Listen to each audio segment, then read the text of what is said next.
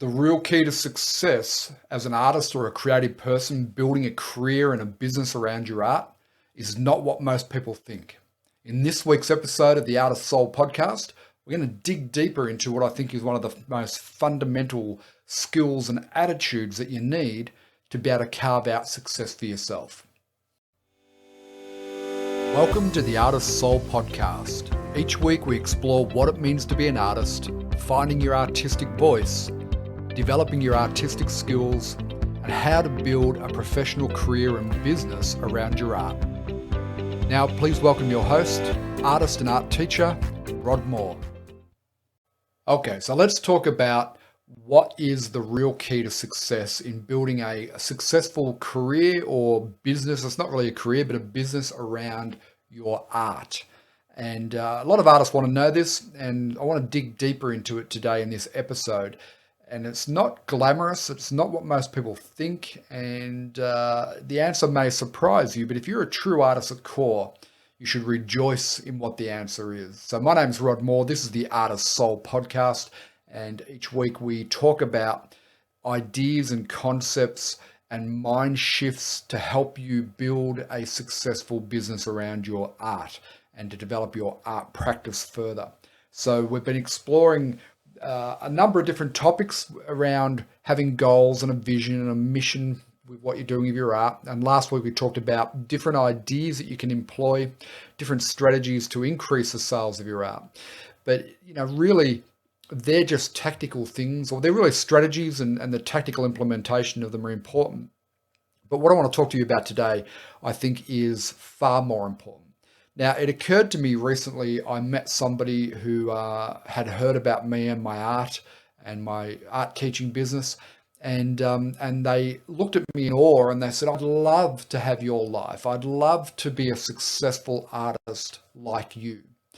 And we chatted about that for a little bit, and then we parted company. And I thought about that for the rest of the day. It struck me as an interesting comment, this, I'd love to be an artist, right? You hear this all the time, and I'm sure musicians hear it, and I'm sure authors hear people say, I'd love to write novels and so on. And I thought about this long and hard, and it occurred to me that what most people fall in love with, the idea that they would love, is the end result, right? It's the glitz and the glamour of being a successful artist, seeing the paintings on the wall, right? And hearing about the artist who makes a 6-figure or a 7-figure income and is highly successful. They fall in love with the end result, right? Most people wouldn't fall in love with the process of getting there. So for me, that process has been, I did my first oil painting in November 2010, and I'm 9 years in from that. I'd actually done a bit of painting for a few years before that. So really, I'm probably more like 12 or 13 years in. But it was really when I did my first oil painting, I started to take it seriously. So I'm 9 years in and have built a little bit of success, but not ultimate success by a long shot. So people fall in love with the end result. They see a successful artist, a successful creative person. They see the lifestyle. I have very flexible time. If I want to go to the beach this afternoon instead of working, I'll go and do that, right? So I appear to have this flexible time and an above average income, and paintings are selling, and I've got lots of students in my art school, and to the outside world, that's all they see. They see the end result, the glitz, the glamour, the name up in lights kind of scenario.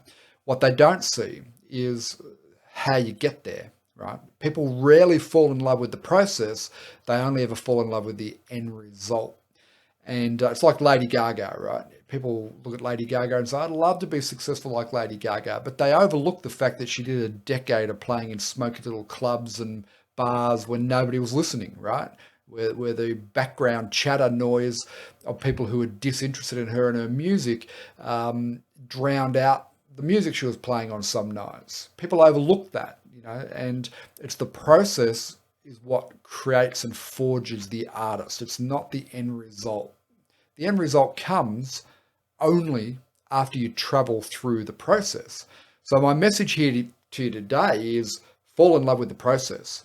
And if you're not in love with the process, you've got to ask yourself why. Because a true artist, somebody who deep in their core is a creative essence. They're a creative being, and they're driven and compelled to create. They never look at the successful outcome. Even though we talk about setting goals and things, that's purely to give you a guidance point, a navigational system, rather than just wandering as a generality, having a specific, project, purpose, end goal. But a true artist doesn't fixate on that. They have goals, sure, but they're not really focused on the glitz and the glamour of success, right? The money and things like that, the recognition, the fame. That's not really part of their makeup. What they fall in love with is the process, the grind, the daily doing of art, the daily creation of art. And if you're not in love with that process, you've got to really have a sit down and talk to yourself and ask yourself why, right? So if you have to force yourself to create art, then ask yourself, why is that? If you have to force yourself to get motivated to go in the studio, why? If you are waiting for the muse to come by and sprinkle inspiration on you, right? You got to ask yourself, why is that the case? Because somebody who's in love with the process goes and does it regardless. They don't wait for inspiration, right? It's just part of who they are, in their core, in their soul. They get up and they create something, right? Now, the art business has become more complex in this modern age because we've got social media and we can self-represent, and you can't just be a pure creator in the studio locked away for 10 hours a day. These days we have to incorporate other elements of it. But even in the marketing and the sales and the promotion, that's still a creative pursuit. And that's part of the process of getting some degree of success, however you define that. So even that is part of the process that you need to be in love with. So any resistance to the process of creation of art, or the process of putting your art out into the marketplace, any resistance to those two key fundamental duties that we have to perform, you have to question why. Where's that resistance coming from? Because it's difficult to become a successful artist in 2019 and beyond without doing the creation and the promotion. I don't know that there's too many artists out there who's only doing one side of that equation and becoming successful. So it's the process, it's the grind, it's the every day I'm creating basically every day, and I'm putting that creation out of the marketplace. I'm not judging my own creations. I'm not seeking validation or approval or pats on the back from other artists and friends and family. I'm just creating art and putting it out in the marketplace. And there's different art forms, and your art practice may not just be a painting practice. It may be like I am, right? I create paintings for sure, and I'll put them into the marketplace and sell them, but I also create podcasts like here, and I put it into the market for people to consume. And I create training videos and educational material through our Learn to Paint Academy. So I'm constantly creating output. And that's the process, right? And then as I create that output, I put it into the marketplace and I promote it. And that's basically what I do on a day-to-day basis. My wife asks me often, what's on your agenda today, right? And I say, what am I doing today? I'm painting, and I'm filming video, and I'm editing video, right? And then I'm promoting the videos of my paintings. Same thing every day, right? It gets very much like Groundhog Day. And that's the process. And that's not a process you go through, for a week and then you've mastered it and you become successful. That's the lifelong process. There are certain parts of creation and certain parts of promotion, and we just do those things. In some ways, being an artist can be quite isolating unless you're in some sort of group art, like being in a band, musical band, or in a theatre production. But for a lot of us, it's a very solitary thing, right? And so I look at a lot of people who follow me, and I don't, I look at what I do.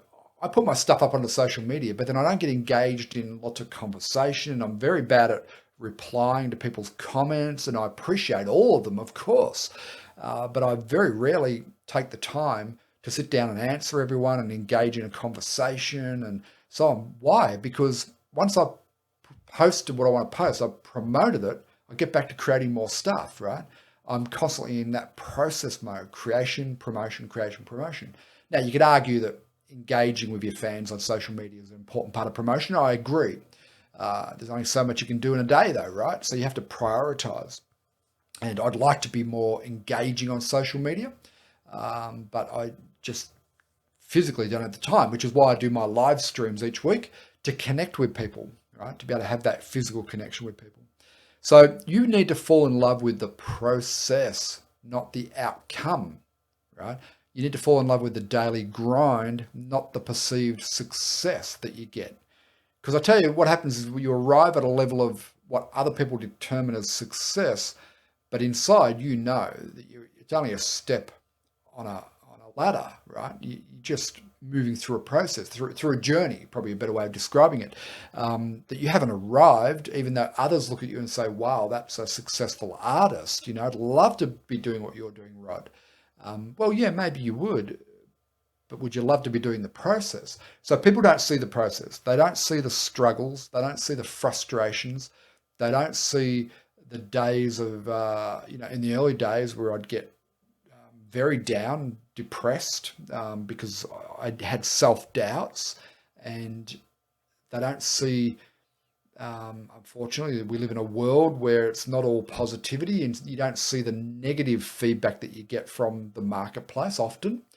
Not every artist does, but I put myself in a position where I subjected myself to the good opinion of more experienced artists, and they were quite happy to share their negative views of what I was doing in the early days. I don't get that so much today, interestingly, but in the early days, I was on the receiving end of some rather interesting comments, which at the time hurt, but now I look back and reflect on it, I go, well, that was probably more about them than me, right? Even though it was directed and aimed at me. So people don't see that. That's all part of the process, right? Creating work that the marketplace rejects, that nobody's interested in, that's too edgy or that hasn't found its mark. And so you start piling up artwork in the garage and the spare bedroom, and it's coming out the windows, right? People don't see that.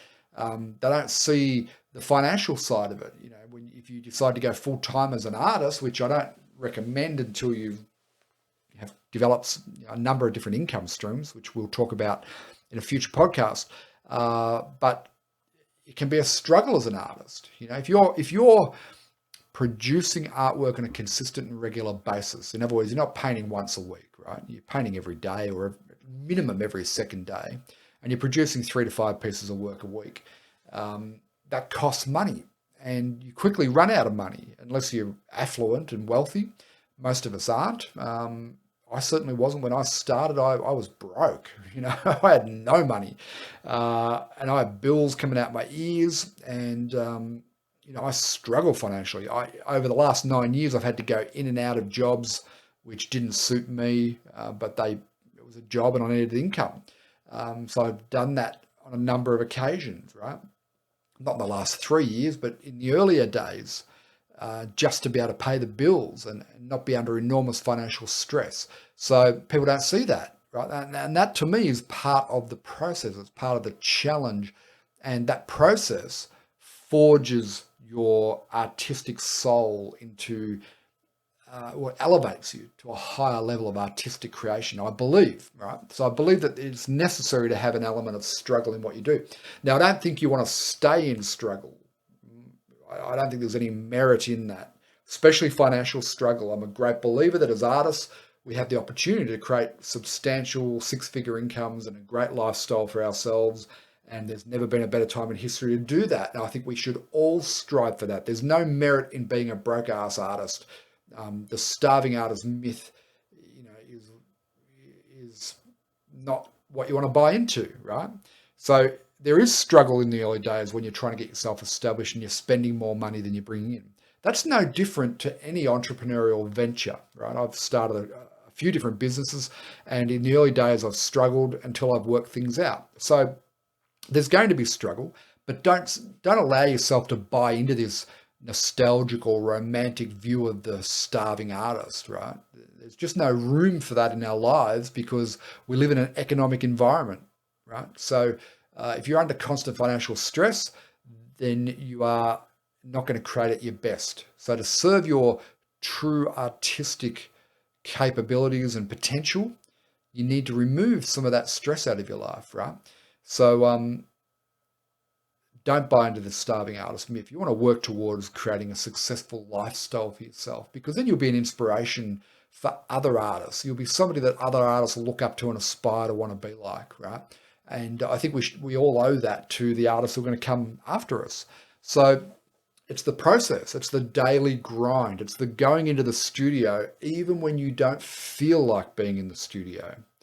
And it's the turning on the video camera if you're creating online courses, or you're making films or videos, documenting your artistic process. You turn on the camera even though you wake up and you look terrible that day, right? I've created tons of videos where I just look shocking because I was tired or I was sick or whatever. But I still did it. And so I've just today recorded or edited today the 99th episode of Learn to Paint TV. And how did I get to 99 episodes? There's probably more like 130 episodes, because when I started it, I called it the Learn to Paint Club, and I changed the name after about 25 or 30 episodes. So I'm really up to about 125 episodes over the last 3 years. How did I get there? Well, the way I got there was every week I filmed a project and I edited it and I put it out there in the marketplace. And for those who don't know, Learn to Paint TV is a weekly online TV show where I demonstrate a painting, mostly aimed at beginners. And so I'm up to 130 episodes, right? You don't get there by just having a go at it. I might give that a try, right? It's a commitment. And then over a while, that commitment becomes a discipline, and that discipline becomes a habit, and you produce a large body of work at the end of a decade or 2 decades, right? So my intention is to keep up that production of that weekly video project. I don't do it every week. I do about 40 to 45 episodes a year. I have a few weeks off over Christmas and so on. But, if you produce 45 episodes a year, then over 10 years, that's 450 episodes. But what it really is, it's a digital asset library that can be leveraged for greater income, right? So I'm creating a body of work that has multiple streams of income and has an evergreen stream of income. And as an artist, we need to think about that. But the process of creating that weekly video or that weekly TV show episode, it's a grind. There's plenty of weeks where I just don't feel like it. There's plenty of days I wake up thinking, what on earth am I going to paint for Learn to Paint TV this week? There's plenty of episodes where you can see I'm tired and the painting project I do is maybe a little bit sloppy or not complete, or but then there's other episodes where I'm on my A game and I've done the best painting I can do and so on. So the point is, you just keep going. You keep in the grind. You keep going into the studio. You keep creating. If you're a writer, you write 1,000 words a day or whatever your daily target is.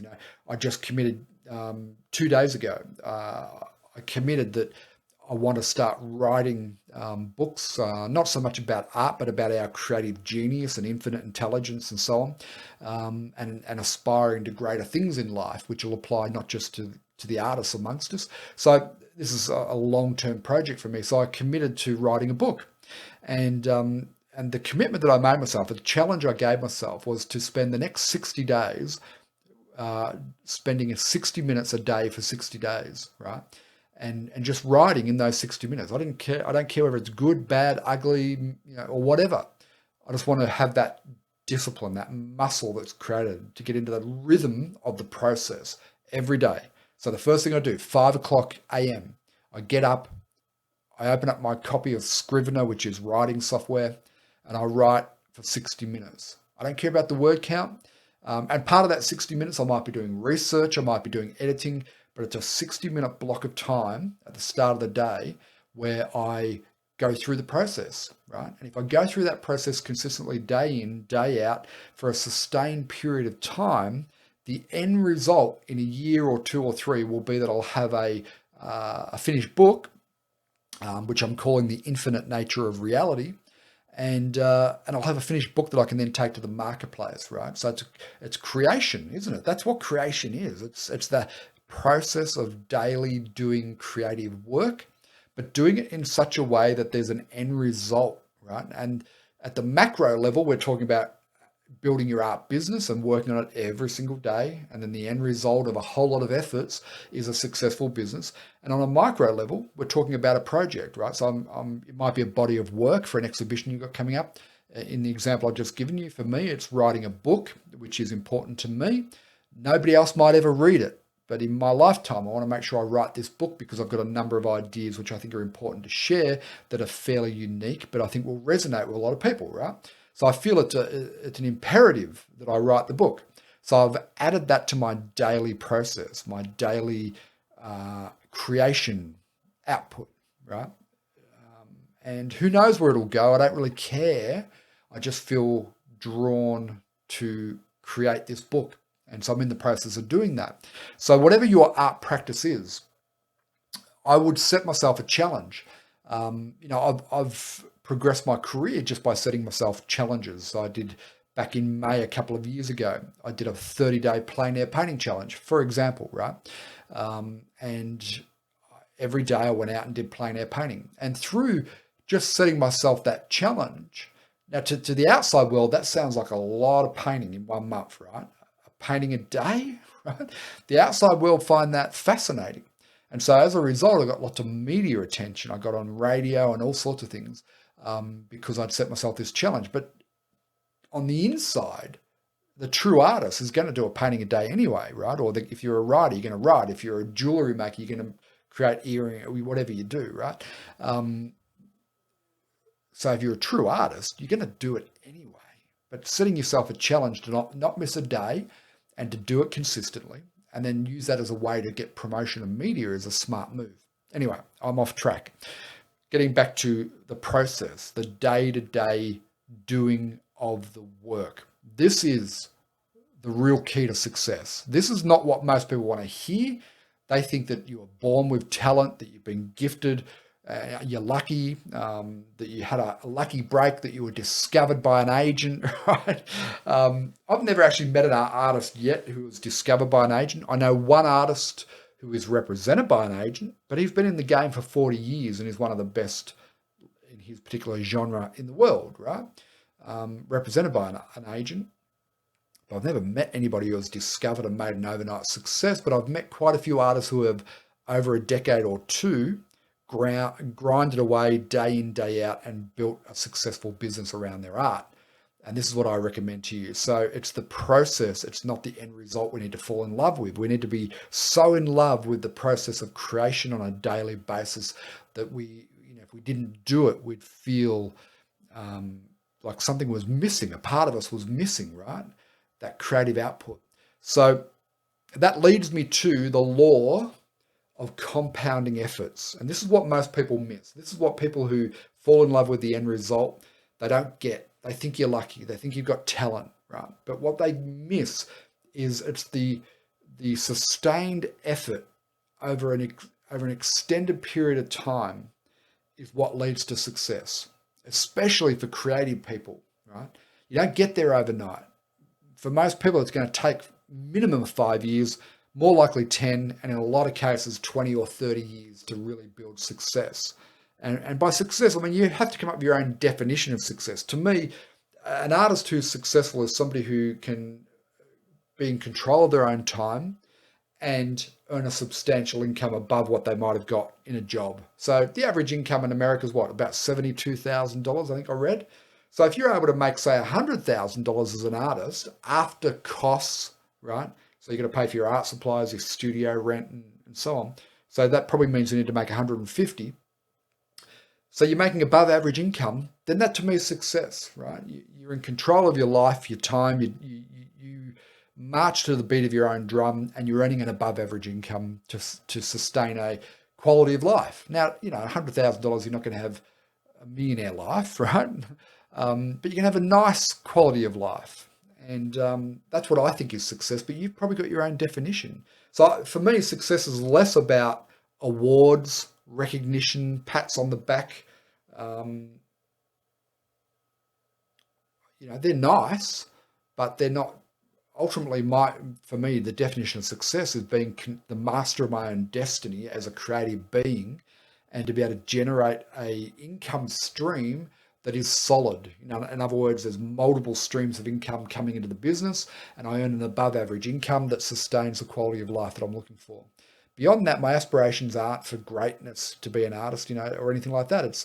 But part of my aspiration is to inspire others. I'm a natural born teacher, so that's part of my success equation, right? Which is why I'm doing this podcast. It's the only reason why I'm doing this podcast, is to help elevate the consciousness and the thinking of those artists out there who are in love with the process, but they're just lacking the direction on how to get to that successful outcome. So the law of compounding effort is the missing secret that so few get and the vast majority overlook. What it says is that if you consistently take effort or make an effort and create on a daily basis is preferable. If you do that on a consistent basis over the long term, then what happens is your results go like this. They flatline for years and years and years and years. Then they start to shift up slightly, and then all of a sudden they go up exponentially. It's the compounding effort over a sustained period of time.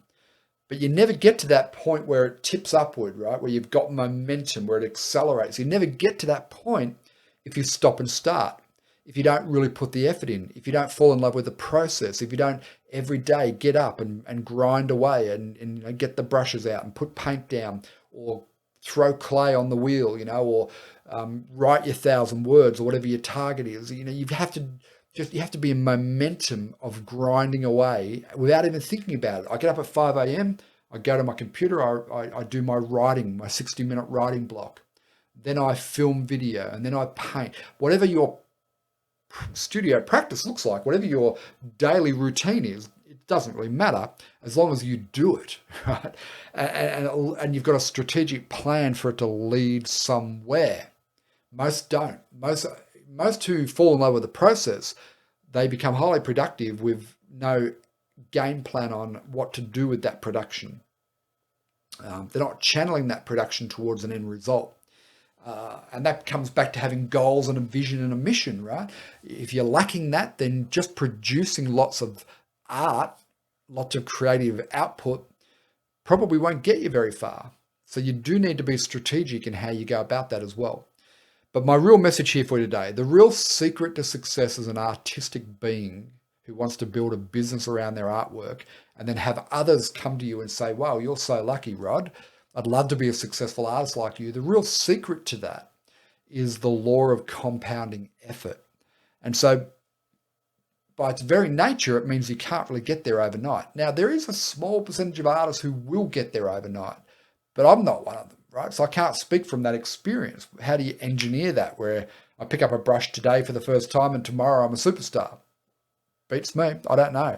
I'd love to hear from somebody who's done that, who has a sustainable, repeatable and leverageable income stream overnight. I'd love to hear from that person. I've never seen it happen, apart from a few child prodigies who are pushed into it by their parents and have massive marketing machines behind them. But the vast majority of us, right, you and I, we're not going to be in that position. We're going to get there in the long term. You've got to think 5 to 10 years. And so you may have been an artist for 5 to 10 years already and not arrived at a point of success. And you've got to ask yourself why. And I would suggest it's because you haven't been consistent in that production. You've stopped and started and had periods where you did nothing and lost faith and belief, and consistency wasn't there, and you didn't produce a body of work, and you didn't do that strategically. You didn't do the promotion part of it, right? So it's a double-sided coin here.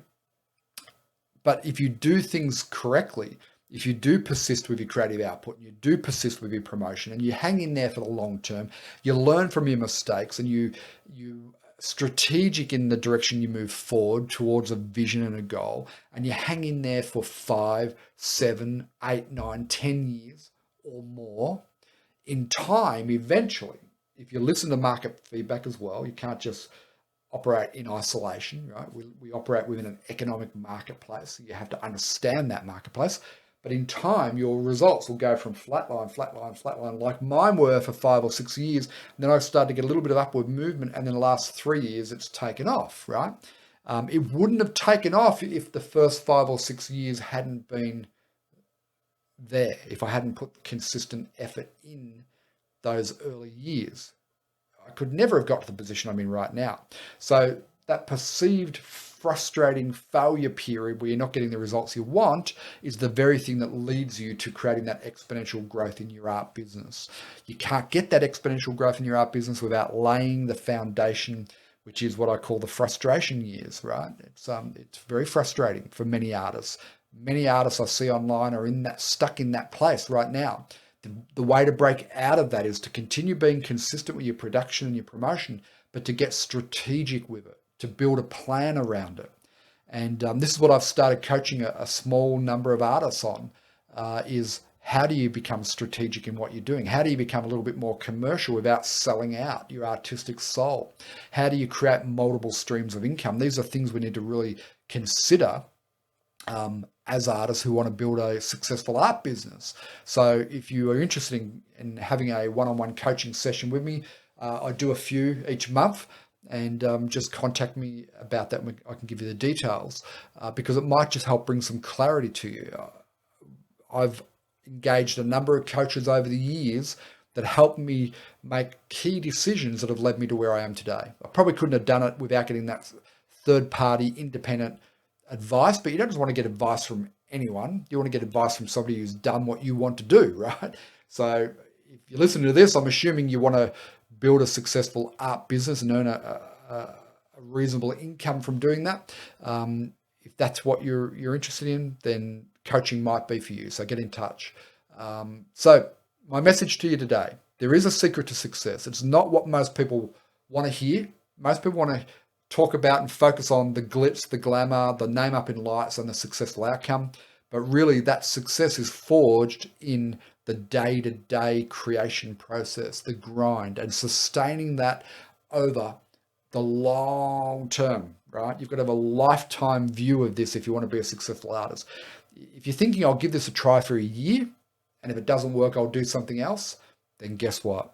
It's not going to work. You may as well go and do something else now, right? But if you really love art, if it's in your heart and your soul and your mind and it's all you think about, then just know that success is coming if you are strategically taking daily steps towards it and hanging in there for long term.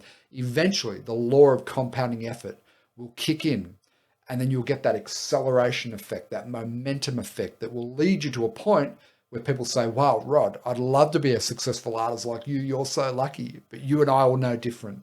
All right, my name is Rod Moore. This is the Artist Soul Podcast. If you found this of help, if something in my message here today has stirred something in you or given you a aha moment, please like this podcast, this video, share it with other artists that you know, and leave a comment. I'd love to hear your thoughts and feedback.